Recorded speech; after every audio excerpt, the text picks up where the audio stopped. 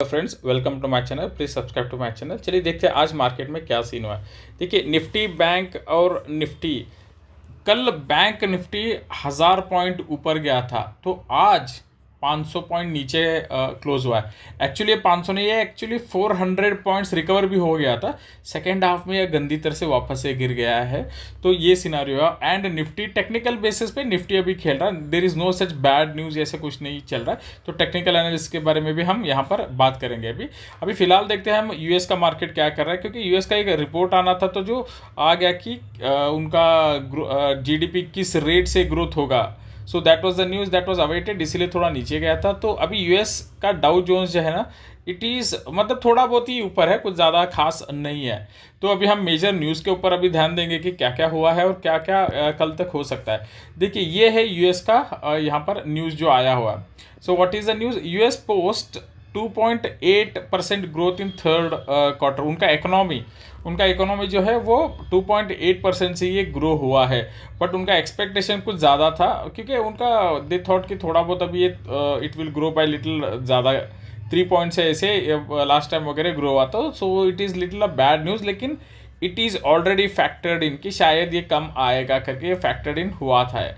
Okay, so this was the news. Now come to the next one. Technical basis पे अगर हम अपना जो मेन निफ्टी देखेंगे ना, तो यहाँ पर क्या है कि strong resistance at this level. तो यहाँ पर जैसे आ रहा है तो नीचे आ रहा है, और अगर ये 24,500 के ऊपर जाएगा, सस्टेन करेगा, मतलब क्लोजिंग वहाँ पर होना चाहिए। वहाँ पर क्लोज होगा तो नेक्स्ट डे जब ऊपर ओपन वगैरह होगा तो ये रेंज ये ज़रूर पकड़ लेगा। देखिए, अभी एफआईएस का सेलिंग अभी तक ये रुक नहीं रहा, लेकिन कोई टेंशन नहीं। अभी ये मंथ एक्सपायरी हो गया ना, तो बहुत कुछ चीज़ें चेंज होने वाले हैं और मार्केट फिर से अपना रेंज पकड़ सकता है। ये ज़रूर पकड़ेगा भैया। और देखिए, अभी फिलहाल के लिए बाय ऑन डिप्स आप ये लेके चल सकते हो एज पर टेक्निकल एनालिसिस जो भी है मेहता इन्वेस्टमेंट से ऋषिकेश करके जो है उन्होंने बताया। ओके, फिलहाल के लिए सपोर्ट ये मतलब इतना नीचे सपोर्ट तो उन्होंने पकड़ा है। So let's wait for the October month expiry, क्योंकि सेबी के कुछ रूल्स होते हैं कि म्यूचुअल फंड्स अपने फंड्स में से इतने ही परसेंटेज के पैसे आप लार्ज कैप में बाय कर सकते हो, ऐसा रहता है। तो अभी इन अ पर्टिकुलर मंथ, अभी फिलहाल के लिए अक्टूबर चल रहा है, तो अक्टूबर में म्यूचुअल फंड्स ने जितना बाय करना तो बाय किए रहते हैं। जैसे ही नवंबर स्टार्ट हो जाएगा तो they will mutual funds will invest fresh amount in the market. Already FIIs ने कितना अमाउंट यहाँ पर सेल किया है? More than 1 lakh crore FIIs ने सेल कर दिया, और डीआईज ने करीब उतना ही अमाउंट का बाइंग भी किया है। तो पॉइंट क्यों ये मार्केट गिरा है कि एफआईआईज ने सेलिंग किया है लार्ज कैप में, और मतलब इसमें एफआईआईज ने लार्ज कैप निफ्टी 50 के स्टॉक्स में सेलिंग किया है, और डीआईज ने मिड कैप में बाइंग किया है। तो मार्केट में मतलब पैसा यहाँ से यहाँ पे शिफ्ट हुआ है, ऐसे आप सोच सकते हो। लेट्स सी अभी नेक्स्ट क्या न्यूज़ है आज। मतलब ये अगर आप मार्केट का देखेंगे ना कि क्या हाल हुआ, क्या हाल था करके। बैंकिंग में एचडीएफसी बैंक ऐसा रेडी था। आईसीआईसीआई बैंक, ये तो लाजमी था। आईसीआईसीआई बैंक का रिजल्ट भी आया था, तो उसका बहुत प्रॉफिट बुकिंग वगैरह ये पक्का हुआ था। आईटी सेक्टर में Infosys being part of Nifty 50 ये गंदी तरह से गिर गया है। And Kotak bank as usual ये पिछले 2-3 साल से इधर ही घूम रहा है, 3 या 4 साल से, जब से इसने किसी दूसरे बैंक को एक्वायर किया तब से वहाँ पर ही है। और यहाँ पर अगर आप देखेंगे दूसरे स्टॉक्स का, तो Reliance is the same where it is. Maruti ने थोड़ा बहुत इससे अच्छा काम किया है, एज वेल एज अदानी का जो रिजल्ट आया था कल, अदानी का रिजल्ट अच्छा खासा आया था। 6 टाइम्स अदानी का रिजल्ट, मतलब प्रॉफिट उसका अच्छा आया था अदानी का। So that was the major reason.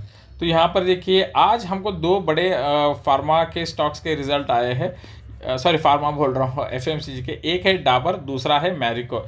तो अगर आप मैरिको को देखेंगे ना, तो Marico has done really very good. Marico का अगर आप देखेंगे, Marico has reported 20% jump in consolidated net profit. पिछले टाइम 360 था, अभी 433, अच्छा खासा ऊपर जा रहा है मैरिको। सेम वे यहाँ पर इसका डाबर का इट्स नॉट गुड, इसका ड्रॉप हो गया। तो ये दोनों, पहले क्या होता था आप देखते तो मैरिको का स्टॉक प्राइस 400 चलता था, तो डाबर का 500 चलता था। अब ये उल्टा होने लग गया। Dabur is already at oversold zone, तो आप इसको लॉन्ग टर्म इन्वेस्टर तो बाय कर सकते हो।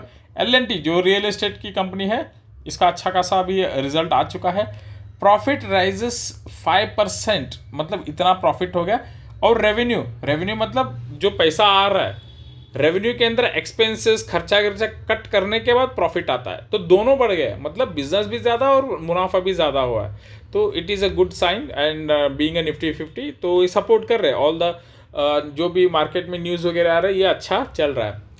यहाँ पर एक एनालिस्ट का क्या कहना है कि what they are saying, markets में पॉज फॉर 6 मंथ्स, मतलब 6 मंथ्स तक ना ऊपर जाएगा ना नीचे जाएगा, to absorb earning slow down, ऐसे इनका एक कहना है। लेकिन फ्रेंड्स मैं आपको एक बात बताऊं, ऐसे खबरों पे ध्यान मत दीजिए, ये सब ऑपरेटर के गेम रहते हैं कि ऐसे खबरें फैलाओ, कुछ भी गेम कराओ। अरे कैसे मार्केट ऊपर नहीं जाएगा, हर महीना 25,000 करोड़ का SIP आता है। सो अभी जब ये आ रहा है तो हल्का से तो ऊपर जाना चाहिए ना। 6 महीने तक मार्केट किधर भी नहीं जाएगा, 6 महीना कुछ भी। सो दिस इज ऐसे अफवाह से आप दूर ही रहिए। अभी देखिए उसके सपोर्ट में एक न्यूज़ देख लीजिए, NSE के पास 20 करोड़ टोटल क्लाइंट अकाउंट है, जबकि इसमें क्या होता है कि एक्चुअली 20 नहीं हो सकते, क्योंकि कई लोगों के डबल अकाउंट ट्रिपल अकाउंट ऐसे होते हैं। जैसे अभी आपका एक अकाउंट है एंजल में, दूसरा अकाउंट है ज़ेरोदा में, ये किसी में ट्रेडिंग होता है, किसी में इन्वेस्टमेंट हो। मेरे खुद के 4 अकाउंट है। तो बट एक तो चीज़ है ना कि 20 करोड़ है, इसका मतलब अकाउंट्स और ओपनिंग, मल्टीपल अकाउंट्स और ओपनिंग, तो ये सारा बिजनेस पे इम्पैक्ट होगा। महाराष्ट्र में सबसे ज़्यादा, एक्चुअली महाराष्ट्र में मतलब बहुत सारे गुजरातीज महाराष्ट्र में जो रहते हैं उनके भी अकाउंट्स यहाँ पर होते हैं। आज देखिए क्या हुआ है, ये है FIs का सेलिंग, ये है DIs का सेलिंग, सिर्फ 100 करोड़ का ही शायद फ़र्क है, नॉट इवन 100, उससे भी कम। ओके, तो अभी देखिए एक सवाल यहाँ पर है कि will domestic investors continue to question market declines, मतलब क्वेश्चन मतलब सपोर्ट। तो यहाँ पर क्या है कि फंड्स इनटू म्यूचुअल फंड से जो पैसा आके और SIP से स्पेशली और डायरेक्ट इन्वेस्टमेंट से जो ये कर रहे थे वो कंटिन्यू रहेगा क्या? ये तो कंटिन्यू बिल्कुल रहेगा। अभी तो SIP, अभी देखिए मार्केट इतना गिरने के बाद भी SIP 25,000 करोड़ हर महीना जो आया था, तो उसको तो सपोर्ट कर ही लिया। इसके अलावा अभी देखिए 1 तारीख आ गया तो बहुत सारे लोगों के सैलरीज हो गए होंगे, सैलरीज हो गए तो क्या होगा, जो हमारे जैसे आप जैसे बंदे होते हैं, तो हम लोग म्यूचुअल फंड में डालने से बेहतर कि विल फाइंड गुड स्टॉक्स की जो सपोर्ट रेंज पे। अभी मैंने डाबर का जिक्र किया, तो I will buy Dabur for at least holding for 6 months, और मैं आई विल एक्सपेक्ट एटलीस्ट 15% में वेट कर सकता हूँ ओवरसोल्ड जोन पे। भले ही उसका रिजल्ट अच्छा नहीं आया, लेकिन उसका फंडामेंटल गुड कंपनी है वो, उसका डेट फ्री, मतलब डेप्ट वगैरह ज़्यादा नहीं है उसके ऊपर। सो ये सब कुछ हमको देख के चलना पड़ता है फ्रेंड्स। देखते हैं अभी कल के मार्केट में क्या होगा।